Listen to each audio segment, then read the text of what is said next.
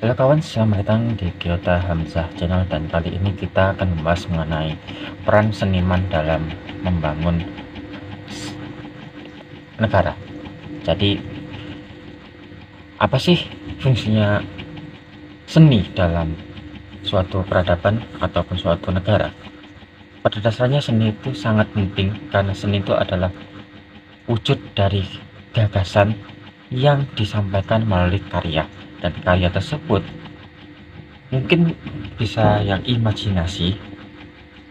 Akan tetapi jika imajinasi itu bisa dikembangkan, bisa berevolusi menjadi teknologi, dan teknologi bisa menjadi namanya peradaban.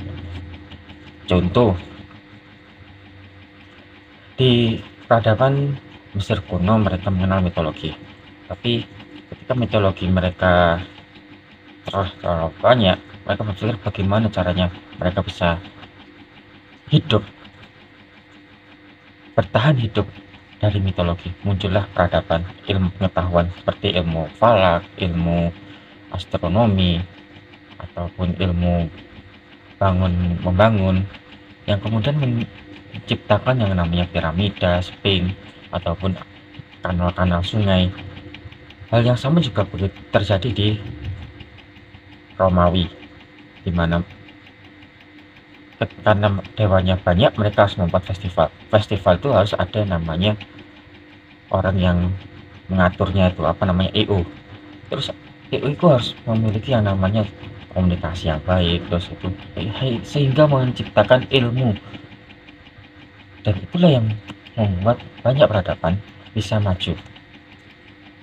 Dan pengetahuan itu berasal dari seni, tapi kalau ilmunya itu berasal dari para akademisi. Ilmu itu ada alat ukurnya, ada ujinya, pengujinya. Kalau seandainya besi saya cemplungi ke air, apakah volume airnya itu akan sama ataupun berubah? Itu takaran. Takaran yang menimbulkan yang ada pada ilmu.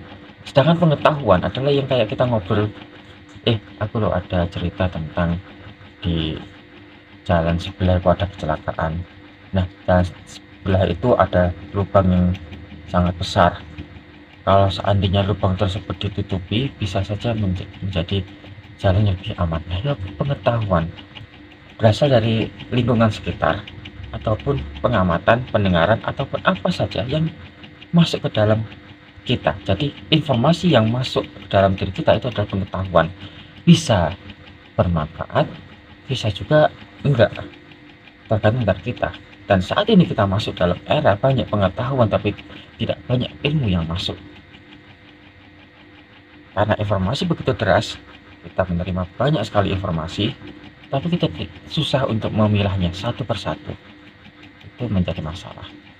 Dan untuk itu, seni itu penting, karena seni mampu mengolah data, pengetahuan menjadi sebuah karya yang bisa dinikmati, dan istilahnya itu ada visinya, ada tujuannya. Nah, itulah mengapa negara yang besar umumnya memperhatikan seni, karena mereka tahu pengetahuan yang mereka ketahui tidak lepas dari seni. Bahkan sekelas Jerman pun mereka punya senimannya.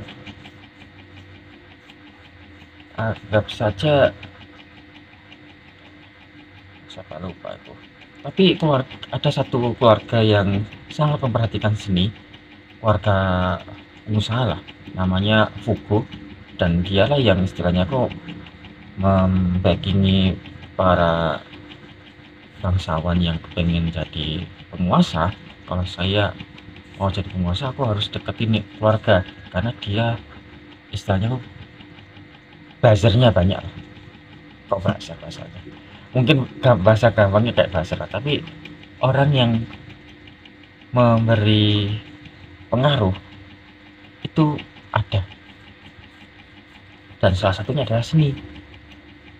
Seni itu mudah diterima oleh masyarakat, karena masyarakat itu adalah orang yang suka dengan hiburan, dan hiburan itu minimal harus memberi mereka apa ya, menyenangkan hati. Itu yang paling penting. Walaupun kondisi mereka sangat amburadul sekali, tapi kalau mereka dihibur setidaknya nggak parah-parah banget lah seperti yang di Argentina. Argentina saat ini negaranya agak amburadul, ekonominya kacau balau, hampir 100 tahun kacau balau, tapi setidaknya ada hiburan. Apa hiburannya? Sepak bola. Nah, itu yang menyebabkan negara itu bisa maju ataupun mundur tergantung dari para senimannya. Dan itu yang jarang sekali diperhatikan.